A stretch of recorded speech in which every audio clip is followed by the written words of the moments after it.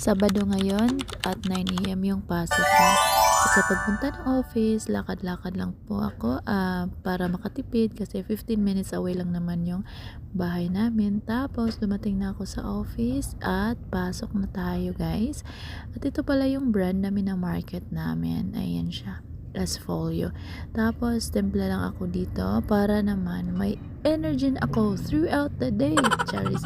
Tapos chika lang kami doon. Pinag-usapan namin yung ano namin, yung mga gagawin namin sa live namin kasi nagla-live din po ako minsan with my lovely dear Charis. Si Lovely po yung kasama ko na nagla-live. Tapos ayan, iniinom ko na siya and flex ko lang po yung wallpaper ko. Ang cute nila, tulad ko, char. Tapos trabaho ako dyan, nagtatrabaho ako, feeling may trabaho ako, pero ang totoo yan, nag-iintay lang po talaga ako sa oras